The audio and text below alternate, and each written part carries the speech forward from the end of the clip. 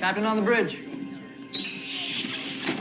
Alright, Captains, we are back on the bridge, and today, yes, the FEELZ continue with Star Trek Picard Season 3, Episode 4. Captains, before we get into this video review, do us a favor, like the video, and also comment below. Let us know what you think of this episode and your thoughts so far, and maybe your predictions.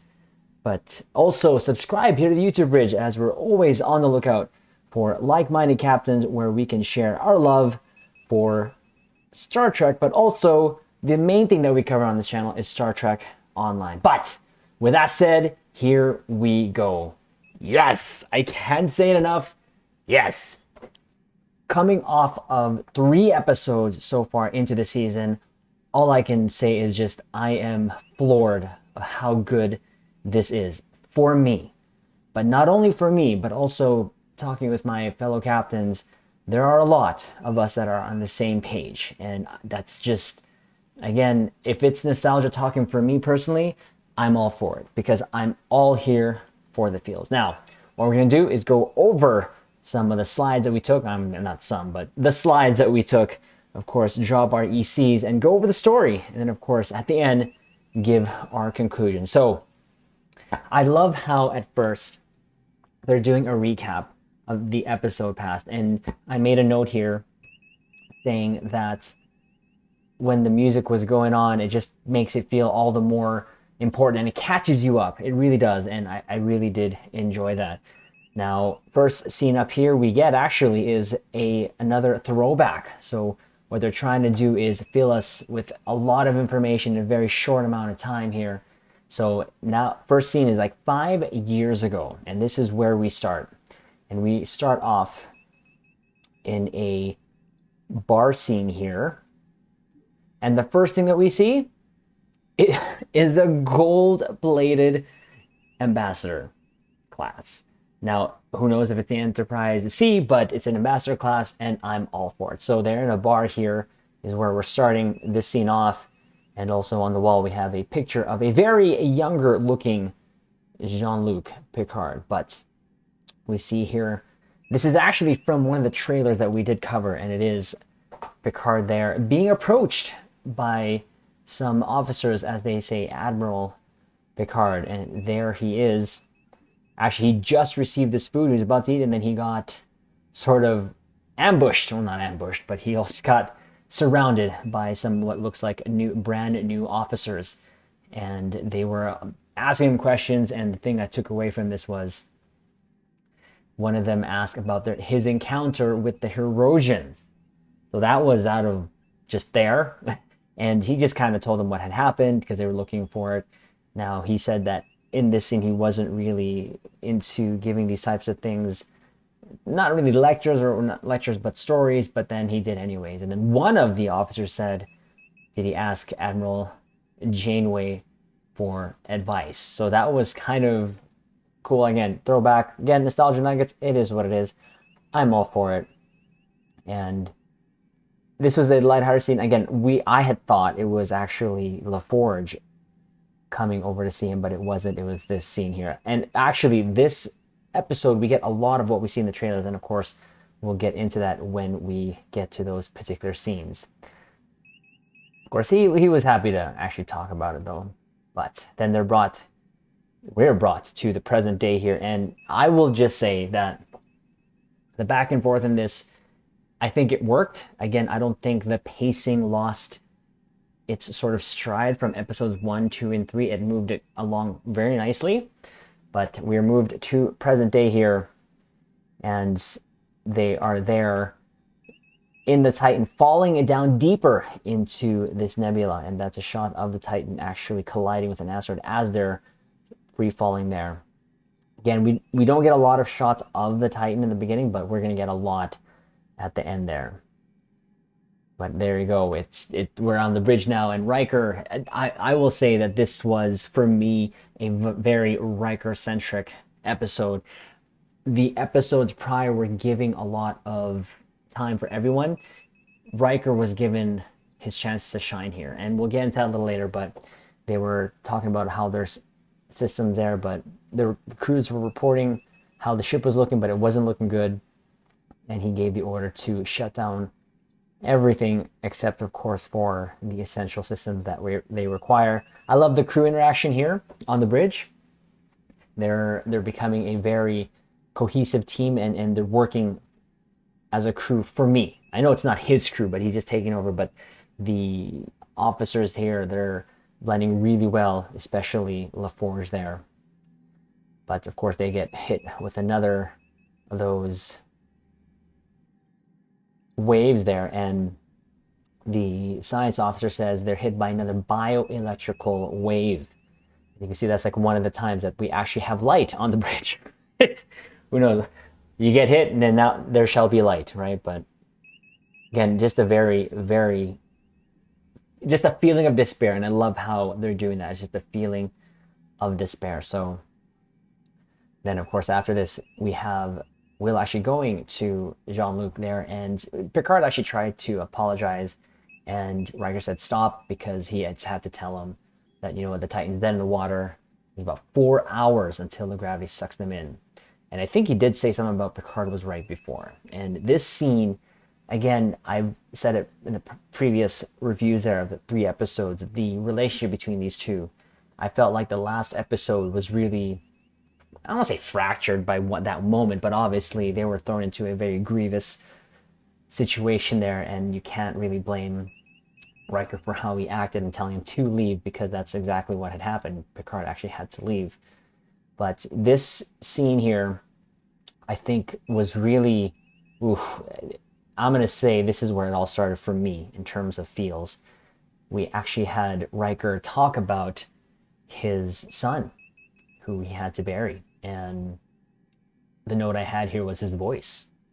I really felt his pain. I felt, you know, when he was talking about the infinite emptiness of the hole that his son was being lowered into. And then he kind of mentions something about, you know, they have done this all their lives, you know, and then there's like really nothing after that, you know. And he says there's like nothing proves that there's anything after this. And he mentioned now what was happening between him and Deanna, where Deanna couldn't even live with Riker because he was actually feeling nothing. So obviously he was trying to run away from that to get away from Deanna, but then, you know, he ran away, but he found himself in this type of situation where it's falling into nothing. And I loved how he delivered this. I loved how he really made me feel his pain. And that just speaks to my connection with him as a character, obviously, that I grew up with. And again, if it's nostalgia not talking for me, that's fine. I'm okay with it. But I think a really good scene with Riker, just him shining and telling us why he had to get away from Deanna. But he even actually says, you know, this is the part where in the trailer he actually says, this is the end, my friend. And he actually says, you know, maybe this is an opportunity for you to get to know your son. So he kind of took that and told him, you know what, Jean-Luc, you gotta get to know your son, right? So I thought, again, that moment, it was like a repair moment for me, this between them. So I absolutely love it. Now, I did make a note here that there was creaking sounds from the ship, and it actually made it eerie. It really added to their situation. For some reason, I was thinking of the Titanic, the movie, when I heard all the creaking during that. That's what I heard here, and I think that it really added. And I don't think there's really any music playing but that, but it allowed Riker to really just deliver this moment, which has to be just, again, the start of one of my favorite moments in this episode already, and we're not even at the title of this episode, but which of course is no win scenario. So this is part 4. It just feels like this is it doesn't even feel like an episode. These past 3 episodes, this one, they all feel like movies, like mini movies. And I just the feeling of me just not wanting it to end.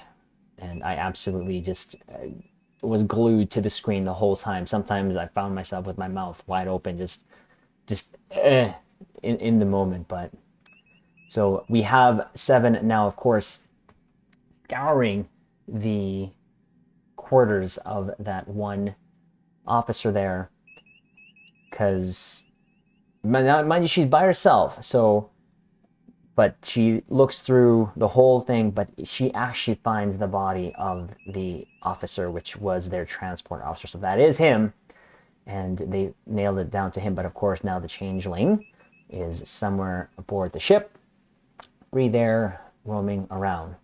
Now, it's kind of funny. The next scene here, it said, 7, and of course, you have 7 there now going to Riker talking about, of course, the whole thing that had just happened there, and again, finding the body. Riker here says, actually, keep it quiet. The whole point of it is to not reinstate her, but to have it work to their advantage and have her sort of work incognito and trying to find who it is. So I thought it was pretty cool. And, 7 had her chance again here in this episode, I think, to really kind of just do her thing. And 7 is 7. I love 7. Anything that she does here and has she's done so far, even in Picard previous season, was just pretty good. But yeah, she's just going to be walking up and down, try to find out who the changeling is here, and you can see the sense in her face of what she's doing. It's a little bit too obvious, but she's trying to not make it obvious that, but they don't want to alert as best as possible the changeling that she is doing that.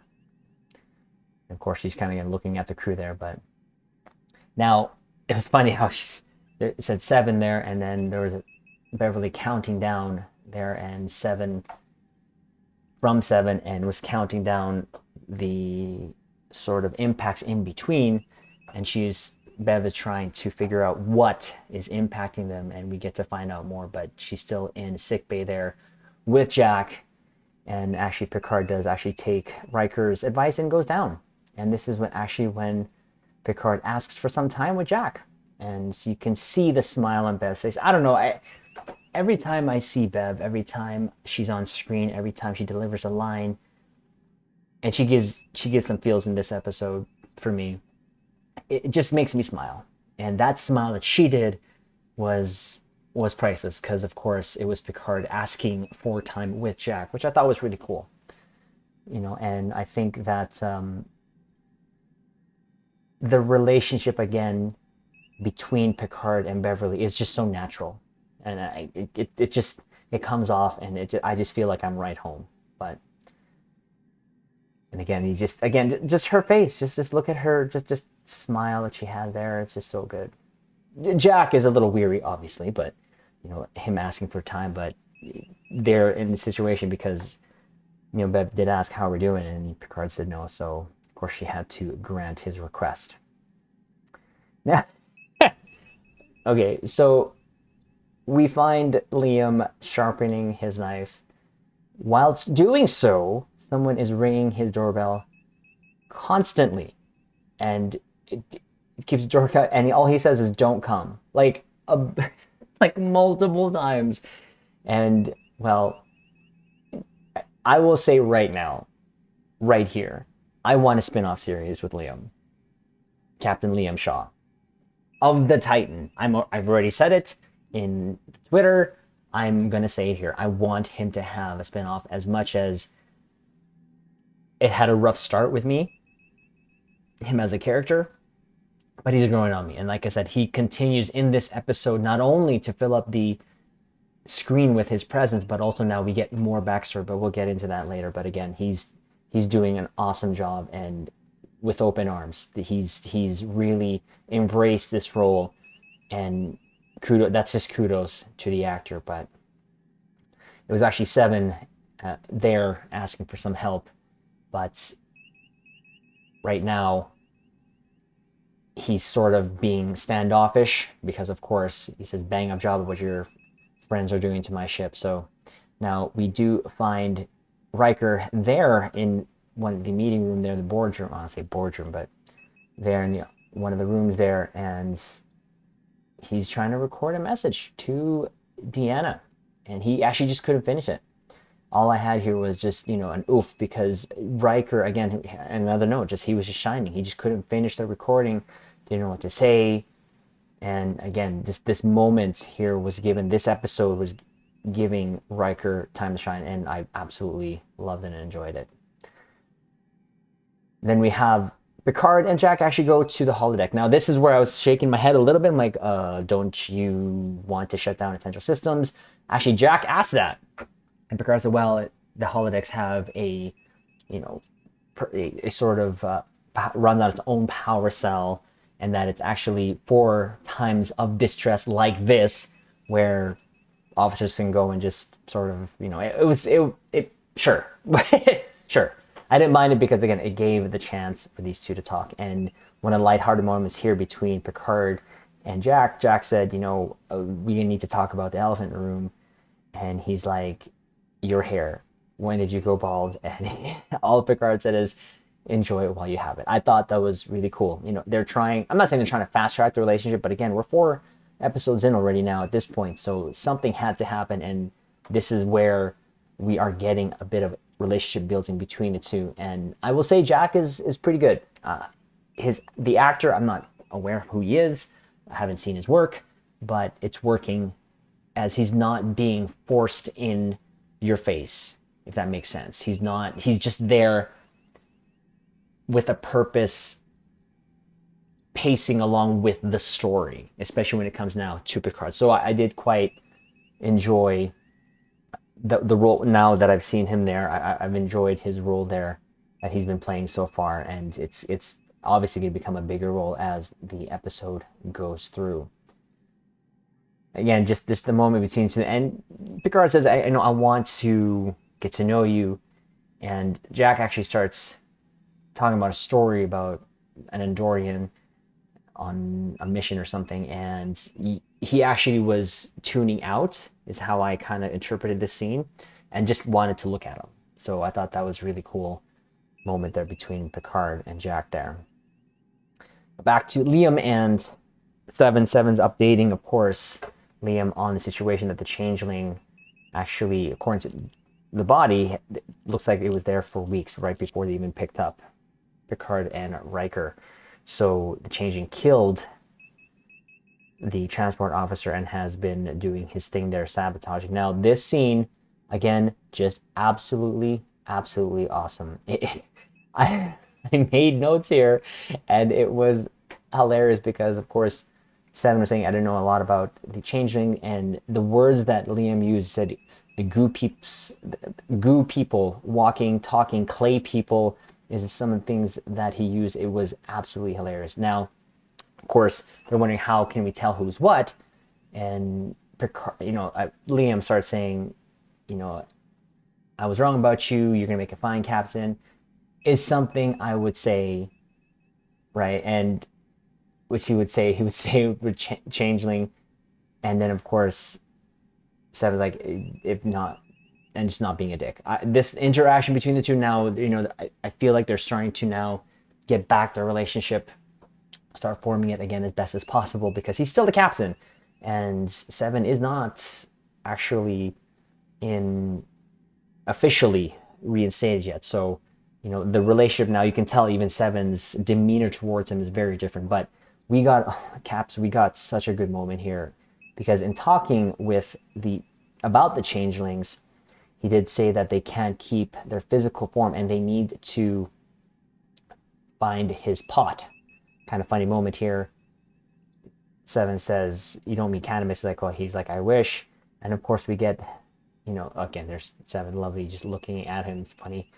But we get this moment where he hands over the pad there, and look who that is. Shows the pot, but it shows Odo. I thought that was such a sweet moment, and I believe that was such a great here you go, dedication to Odo there, to Renee. And again, for captains, of course, that we do cover Star Trek Online as well. He is in Star Trek Online, so if you ever captains want to experience him still a little bit more outside of DS9, he is actually in Star Trek Online, and there's a whole arc actually dedicated to some of the actors who came back there, and Odo was one of them. So thought that was a great moment. between the two. But this is where we had swear number one. There's a bit, and it was the a-hole word. I didn't mind it, but the plan was, of course, now to find the container because it's going to have some, goo material like residue is what he'd call it, and that they would just have to feed that into the system, and then of course find out who he is. So he said, go find that a-hole. So some of that here, it's for mature, definitely, but again, it was fine. It was fine. But again, Liam really showed up in each and every scene that he was in, and I absolutely loved it. And Seven thanks him. He's like, whatever. I laughed out loud. I really did.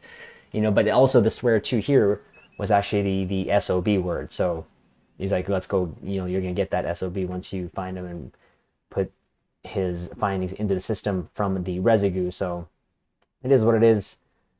I don't think it was necessarily forced. It sounds very natural coming from him. So that's who he is. Of course, back to Bev, she's doing her thing and finding out again. She's keeping tabs on what is happening here. She's keeping track of the pulses. But of course, there we have now Seven actually goes back to the quarters of that officer, and she does actually find the pot, the jar. So, and now we're taken to a scene with the Shrike. I thought this scene was pretty cool. It was actually like coming out of the nebula. They're all mean-like and do things. Now this was very interesting. How this came about. Of course, we get Crazy Psycho Lady here, and that again image was from one of the trailers. And she's sitting in her chair, but she goes up and kind of stands over this sort of pot of some sort, and she starts cutting herself. And for a second, I was like, why are you doing that? And well, the reason being is then something started coming out of her, which is a changeling. I think that's what it's supposed to represent, a changeling that can hover. I don't know. Again, maybe it's because it's over that little sort of pot thing that she was putting her hand over, but we get a first glimpse of this part of the story, that it's not Vatic, but she's taking orders from this individual, essentially from this entity, and essentially saying that they got to go find him. And the crew is expendable, her ship, it doesn't matter. And she said it's suicide to go find them, and he says like it's suicide not to. So it's quite a scene showing us how much of a threat this entity is, this thing. And again, I'm not sure if it's a changeling, but I think it is. At least that's what I thought at the time of this scene here. Of course, it's kind of just floating there and just making a face there, but you can tell she's scared. She's scared of the thing. And kudos to the actress. She's already within 4 episodes shown us a range of her acting abilities, and it's just so good. But there you go. Just after that, she just comes back and sort of bonds with her again, forms with her again, so it just stays there. And of course, now I think and get what is happening, but we'll get into that later when we see one of the scenes there. So now she's, of course, one thing that she said to the entity is, well, we can't do that. We can't go then because of the gravitational force, it's going to mess up with the portal sort of weapon they have. And well, if she was told to go, she actually ordered the portal system to be detached. Give us also a view of the bridge there. Thought it was a little bigger now than it was. Maybe we just didn't see the whole thing, or I didn't see in the previous episodes there. A little bit more shot of the bridge there. So I thought this was a cool set. Just again, very simple, not a lot of consoles. Again, I think you have like 4 people on the bridge there. For such a big ship there, you just had that. And of course, there you see them detaching the actual portal device. So this is actually just on the tips of the Shrike itself. And it was like 4 of them, and you can see Daystrom Institute. So I thought that was pretty cool. And then you see, go back to that first scene. But now, scene is now, of course, Picard telling the story to the actual new officers there about him and the Temerian. So again, just nostalgia nuggets here and there, just nostalgia nuggets. But the whole thing was here was talking about crews and working together and working through adversity and such. So I thought it was pretty cool. But this particular officer brings up the story about the incident with himself and Jack Crusher. So the namesake of course, the father, well, not father, but Bev's first husband, I should say, but he was named after him, Jack Crusher. So it was just him again. He kind of said that they were friends, and it's about Jack. It was a little mishap in the shuttle, but that was where we get the title of the actual episode, because it is mentioned a no-win scenario, as it was the worst navigational thing that they had happen. But this is where we get the no-win scenario, because they are actually really in that situation at this moment in time. And of course we get thrown back to the present day. So it's going back and forth, and there's a reason for that, because here then we still have the scene continuing on with Picard and Jack just kind of getting to know each other. But the officers actually some of the other officers actually enter, and they're asking if it's okay. And of course they are granted because it wasn't a private thing. Well, it sort of was, but like he's not going to deny them. So they all entered there. And I thought this was, again, the scene was building up upon the two just getting to know each other in what little time that they had at this point. And again, it was really good, where, they get a moment. And Jack even says in this conversation where, if you think I need this talk, I really don't. And actually Picard says, well, maybe he does. So again, Picard is taking Riker's advice. The relationship is forming, obviously. And again, it's really good. And I think, I can't wait to see where this goes, especially what we find out later on there, or what we see later on, I should say. But it was a good moment. It was a good, wholesome moment, I believe. And I think for the most part, this is going to be a wait and see exactly what happens and how this plays out. But I think, again, the story is moving along just quite nicely. The pacing is just fine. So, but there's that. And of course, back to Bev doing her counting there of the shockwave. Now, Seven is actually on her way to the lab, but of course she's told that all the central systems are down. But while she's taking that pot, she's passing by these two officers. Well, one of them looks at her side-eyed, and of course, guess what? It is actually the changeling, and actually kills the officer that he was with. Seven does actually destroys the pot, but which is weird. Why would you destroy the pot? You kind of need that, but Seven does actually shoot his arm off, but he just regenerates it, and he comes at him, but Seven manages to shoot him more, which it's weird, because is your gun on stun setting? Like, why would you not just face? So this again, but it's plot. He was protected by the plot. I'll say just that. But he turned into his goop thing and started going to the wall. So I'm thinking, yes, indeed, that entity that we saw there on the Shrike is a changeling. And of course, they're working together. And the plan was obviously to sabotage the Titan so that they can find them. And this is the changeling doing so. So it just kind of seeps through the wall there. Kind of disgusting. Right there looks kind of like a steak, a brisket. Just made a note here. It looks like a brisket. And it is what it is. So, of course, then she called sick bay to say that that officer was indeed killed. So that she needed help in picking up the body there. And Bev says that things are going to get a lot worse at that point. Now back to the scene here between Picard and Jack. And this is this was pretty good. And,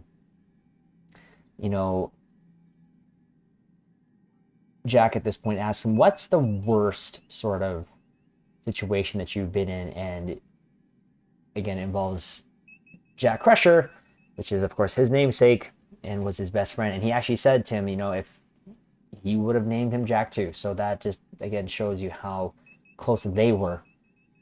But, of course, tells the story of him and Jack borrowing the shuttle because they were two ladies they got an invitation from, so they did that. But along the way, they was shore leave, go meet some ladies, but then they were called back, and he actually mentions the Stargazer. So this was in the days when he was with the Stargazer there.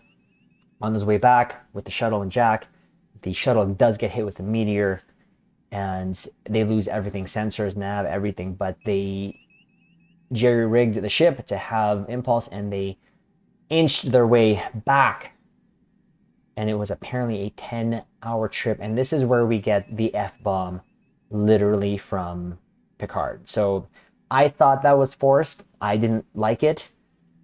Doesn't mean that I don't mind hearing F-bombs, and I personally don't swear, but I felt like it was forced. That was probably the first thing that I felt was forced from Picard, was just the F-bomb. So it is what it is. But the funny thing is, here in this whole scene, which again, he stole the whole scene here.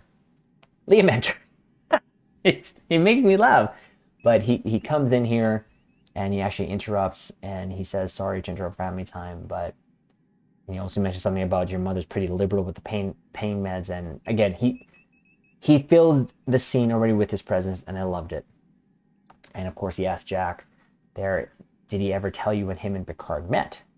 So, he mentions the USS Constance was the ship he was actually on, but he was referring to a date, and now actually that date was the Battle of Wolf 359. And at that time, he was on the USS Constance as engineering, and he actually just mentions as a grease monkey, but he tells the story of how he got saved from that ship, which he was ordered essentially of 10 people of however many crew members to get onto the last sort of escape pod there. And this is where we get a little bit of PTSD from Liam, and this is where his issues come from, and that's why he does not like Picard, because of that whole thing.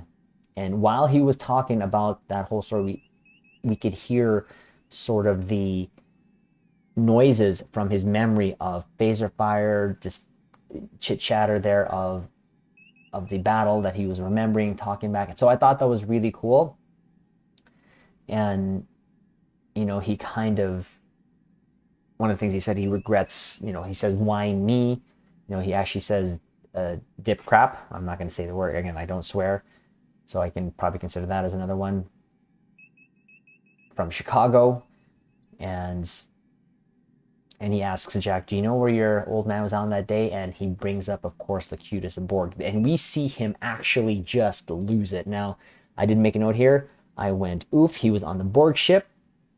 But he says he was setting the world on fire to Picard. And while Picard, of course, when Picard was listening to this, he actually heard Locutus. We heard him, I am Locutus aboard. So that, again, that was just moments of just brilliance, of course, from Liam, but of course the whole setting the mood, and you can tell that was actually bothering Picard, but you can't really blame him. That you can tell that that's something that still he is holding inside him. But also, again, I took a bunch of screenshots of Liam here because, again, he was really flexing his acting muscles, I should say, and it was making me feel why now he is the way he is. And I really did appreciate this, and yes, I really mean it. I hope he does get something more in the Star Trek universe, and hopefully it's another spin-off show, with the Titan A being his ship, of course. So look at him. He's literally losing it there, and he was actually shaking at one moment, but Picard did actually just kind of leave there, and he was just like, yeah, no, I get it. So he just quietly just left. And here he actually says that, to the actual crew, because of course it wasn't just him, right? He says, actually, forgive me. At some point, the a-hole became a substitute for charm. So while the crew looking at him, he knows that he is like that. So him being aware as well, again, speaks to the maturity of the character. Of course, Jack does chase down Picard, says, you don't have to explain that to me. But the thing is, Bev finds the two of them and now tells them that essentially that those energy waves that they're experiencing are kind of contractions. And that, of course, they're going to get worse. But the idea now is to actually use that to their advantage because they need to get out of there, right? Because once the birth happens, they need to get out of there. And Jack comes up with the idea to use the actual pulses to try to gain power from them, to kind of ride it out. So they, of course, then pitch this plan to Riker, and I took an image there, but it was an image of the Titan once it got intercepted by the wave, for them to move along with it.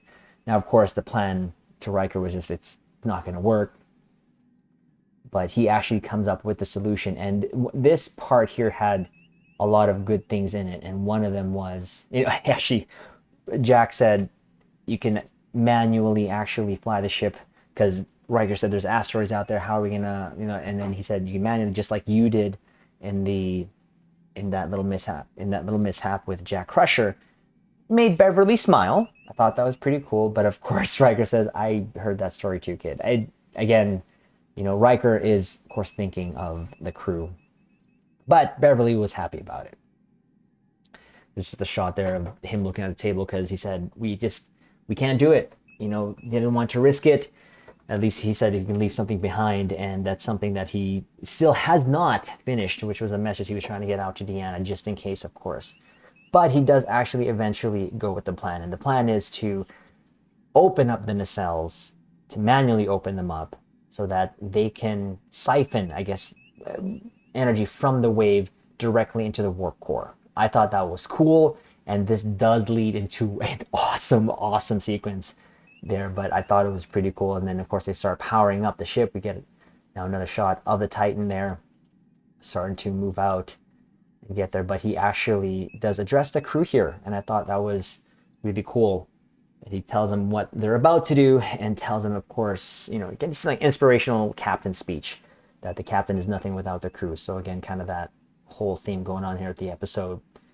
And even though they get struck again, they're trying to keep their composure, but that is the plan, of course. And they need Shaw. So Picard and Seven goes to Liam's quarters, and they need his help. They need him to actually help them out with actually opening those nacelles, because of the existing technology of the ship. And Picard actually does use the line, despite you are a dip crab from Chicago, we need an old grease monkey. And of course he did say yes, and eventually, because of course, what else are you going to do there? You might as well help. But I thought this, again, he's holding up his own against legacy characters, and I absolutely love and adore that. And then, of course, back to the office here. They're just sort of office, or the room there. They're just, again, hit with a wave. Beverly says they need to get one more to get going. And we're back now, of course, with Liam and Seven actually in that room, sort of working their magic there. And, of course, Liam right there at the heart of the operation. But it does mention something, if the changing was to screw us over, this would be the place. So Seven does actually contact Riker. We don't hear the message of what she actually says, but of course, it is what it is. Now they start actually transferring and shutting down everything, because they need to make this happen now. They need to make their move. And right now, again, it's just the pacing of this now, again, it made me sit on the edge of my seat. I was shaking. I really was, because I didn't want this thing to end. So, I really wanted and loved just every moment of this, because I felt very, very captured, engaged, if you will, with the story. And I absolutely love this. And of course, this is one of the awesome parts here, where actually Picard is given the con by Riker, because he had the most experience in this. And he did the tug shirt. Yes. That has to be a cool nod, that he did his tug shirt thing. But that was, again, just pretty good. Now, of course, everything's ready. He actually tells LaForge to engage. This, again, like I mentioned earlier, is from the trailer there, and just a nice load. It's nice to actually see it happen, and then know that you didn't see it coming. So, but You see another beauty shot there of the Titan. They, again, powered up, trying to leave there the nebula. And they have to do it, because if they don't, they're going to just die. So I took a bunch of shots here as much as I can. You can see them sort of an uphill climb that they have to get themselves up to. But again, they transferred all the powers there to their engines. And Liam got one of the nacelles opened there. But then they get visited by LaForge, right? And she said that she's sent there to help. And of course, Liam's kind of suspicious. And at this point, well, I think we all know what had happened here. Even me, someone who's pretty slow in catching these, figured out what was happening here. And she was asking a bunch of questions, and actually was found out Seven was there. And he's like, I don't know why you're doing this, Commander. I was just sent to help. He's like, Seven says, Commander what? And she actually says and answers, Commander Hansen. And with that, she gets shot, and it is the Changeling. I saw this. Even me, who gets caught in a moment, sometimes don't see things coming, I saw this for a moment, because you wouldn't kill, and there would be no reason for LaForge, and they know that too as well. So though it was very obvious, I think they did it pretty good, because the Changeling did not know that an officer could just leave her post like that. But they were trying to, of course, gain the trust of who they were trying to screw over, and that, of course, being Liam and Seven. But that's the worst people to do it, because you know that she would not leave her con. And of course, the communication earlier by Seven to Riker was, don't send anyone to help them. So that was the giveaway there. But that was pretty cool. That's a really cool moment, I thought. And again, you kind of saw the teamwork between the two, and I absolutely enjoyed it. It's really good. But Liam does his thing, and again, this moment, him being part of the escape, being part of the whole moment now, again, I'm just more now invested in Liam, and he's really shining for me as a character and growing on me, definitely, as someone I would love to see a spin-off series for, coming off of Picard, because we all know this is the last season. So, and there you go, he gets the vents open. And now, of course, they have to navigate through this asteroid field, and Picard actually does ask Jack to help them with that. And this brought me back to that memory of that one episode where Picard did the spinneroonie move and he took over the con, and Riker was right there. Again, I'm loving the nostalgias, the nuggets that they're leaving for us. I'm all for it. And there was even one instance where Jack said trust him, because he just had to wait 4 seconds. Mind you, I counted. It wasn't 4 seconds from the moment he said 4 seconds. It was like more 10. So, sure. Again, I'm nitpicking because of how much I love this. So, but again, a shot of the Titan there. And Jack working with Picard. Again, thought it was an awesome look there. But they actually had to shut down everything because they needed more juice in the engine. So Riker gave the order to shut down their life support to do so. And you felt the tense feeling. I felt the tense feeling. And then you heard, again, those creaky sounds. I thought it was actually really cool. But there it is. Now, the explosion does come and happen. And boom, the Titan is actually pushed forward. And I love this sequence. One of my favorite sequences here of this season so far, involving the Titan. Because I'd mentioned before that the ship in itself is a character to its own. And for them, again, to give respect to the Titan and giving its moments, I absolutely loved it. And then you can actually see that the sort of flow of power going into the nacelle there. And this is where we get Picard saying, gun it. Now, this was from the trailer itself. I loved it, that scene. And then this is a actual command there on the bridge there when we're streaming on Twitch, because this is how I end off the stream. Because this, now I'm going to totally keep it because I love it. Picard saying, gun it. That's a thing now. That is definitely a thing now.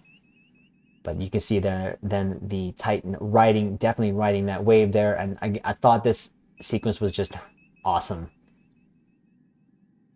But, of course, now the Shrike finds him. So, at this point, Crazy Lady's like, I found you. wait long enough, comes in. She's again on the edge of her seat like I am, essentially watching this. But I thought they were gonna like fire on them, but of course they can't because they need to actually obtain Jack. So she was just there, I guess, really, like, kind of waiting. But Riker does this awesome. So I'm gonna call this Riker Maneuver 2. He literally activates a tractor beam, grabs an asteroid, okay? Grabs an asteroid with the tractor beam, and lady's still talking there, but then he throws the freaking asteroid towards the Shrike. Payback. Essentially is what happened, because remember, captains, the Shrike threw the Eliotes to the Titan, but now Riker threw a meteor at the Shrike. And I thought this was an awesome sequence. I absolutely loved it. You can see it there. Just literally told them to break, let go of the tractor beam, and it literally just threw it at it. And I was surprised it didn't sustain more damage. Those shields, again, are the conforming type shields, and which you see do the impact here, and it didn't even damage the tips of the sort of antenna that you see there in the front of the ship. So I would have loved to seen a little bit more damage, but it's either probably showing up how tough of a ship this is, because Beverly did say that this is a warship. So I guess its defenses are pretty solid, but it does actually take them out of commission. And Bev's like, did you just throw an asteroid at him? And Will's like, yep. Damn right I did. Wicked moment. Now the Shrike is actually failing. Now, one of the lines here is the core is critical condition. We're close to a meltdown. And she starts kind of losing it there. And of course, they need an hour to get the core back online. With that said, the nebula actually changed itself. So it's no longer sort of this, because that was the final explosion that they were trying to get away from. But what actually happens next is probably gave me a feeling of just when I was back in the kid, because it actually was a birth of whatever species in this. And in this sequence, I was literally thinking, to seek out new life. To them make it about almost death, escaping, and then all of a sudden, the actual mantra of Star Trek, right? To seek out new life. This was really good. This moment was just awesome, and we actually get to see them now. Of course, they look like the entity that they encountered in Farpoint, but the nebula is gone. Everything there, it's just literally, it was for this purpose of birthing these creatures, these life forms. So I thought that was cool. Again, you can see that the orange there is gone, because this is what it's all was. That nebula was essentially a living entity and being, and they're all surrounding the ship there. You can see how much of it actually birthed in terms of life form. So, and again, the sense of awe and wonder, again, Liam there on the bridge was just pretty awesome. And again, this is where Beverly does say to seek out new life. I got the chills. I got the chills, like I said earlier, when she says something, when she does something, I'm just taken back, and I was all for it. And Will says, I think we should boldly get that out of here. This was, again, from the trailer. Love it. Just Riker shining here for me in this episode, but a lot of the other moments there too. But this Riker's, from beginning, middle to end, he had his fingerprints all over this episode, and it wasn't too much because it still didn't take away from everyone else. Everyone else still had their time to shine, along with Liam himself, in my opinion. But there you go. You see the Titan now going to warp, leaving behind the life forms, and of course they go to warp. And this is where Jack is kind of like, looking around there while Picard's actually giving a speech still. You can hear him giving a speech. The speech was actually towards and was in the past to those officers, but it was about your crew being there for you and such. And that was how he kind of ended that speech for them.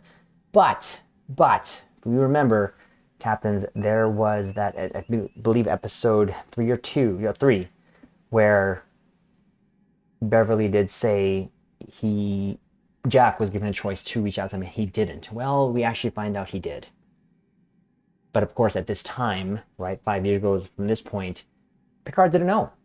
And he was actually there. And he said, "Excuse me, Admiral, do you have a life outside Starfleet, like a family maybe?" And Picard's response was actually, Starfleet was all the family he needed. And this is why he did reach out to Picard, but he didn't give him a chance to actually tell him who he was, right?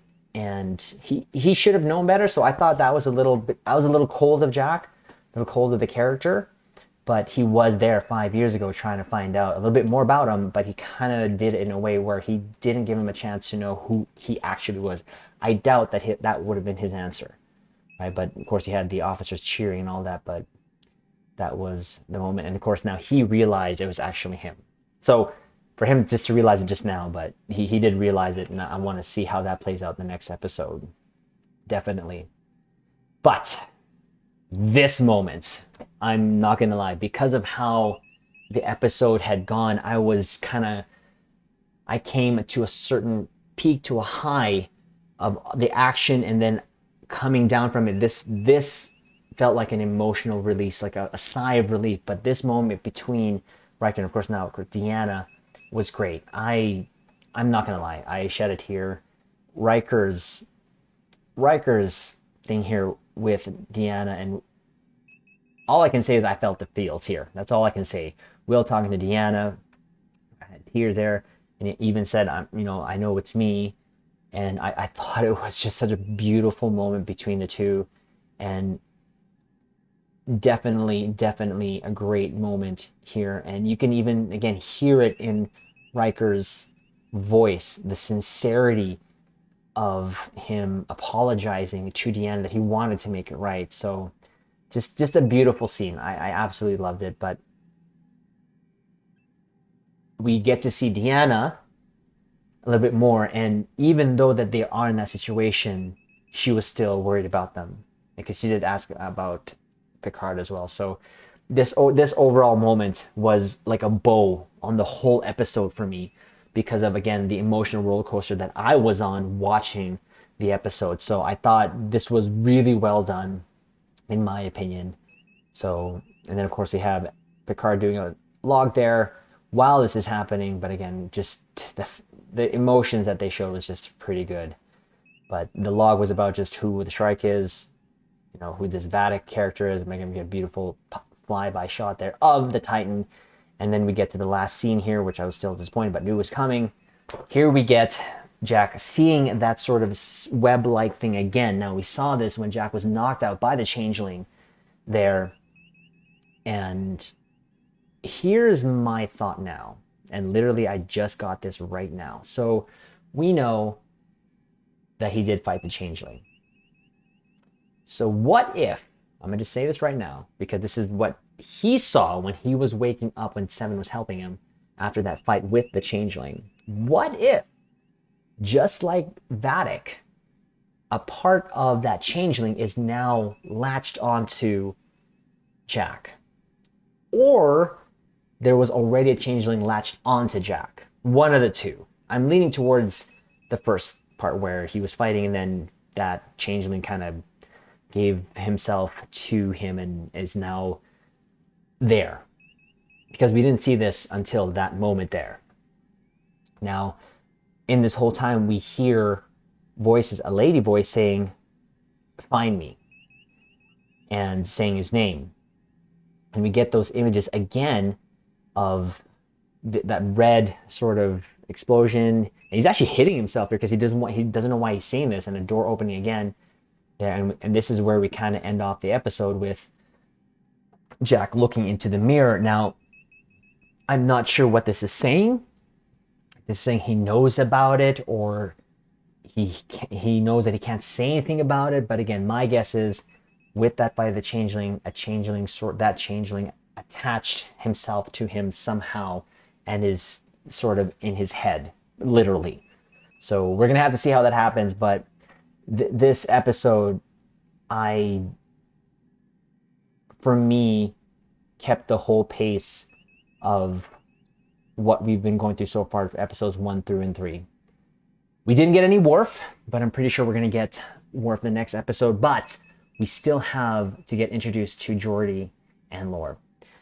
Having said that, I'd have to score this because of how I felt throughout the whole, even though I had my issues with it. I'd have to give it a 10 out of 10. I felt the feels. I didn't want this episode to end. I'm more curious now. I can't wait for the next episode. So definitely this one gets a 10 out of 10 for me. And if this is how the rest of the episodes are going to be the rest of the season, this is going to be indeed one of the best things to happen for me personally in terms of Star Trek since Strange New Worlds, since Lower Decks, because those two are my favorites. But Picard, I could not connect to seasons 1 and 2.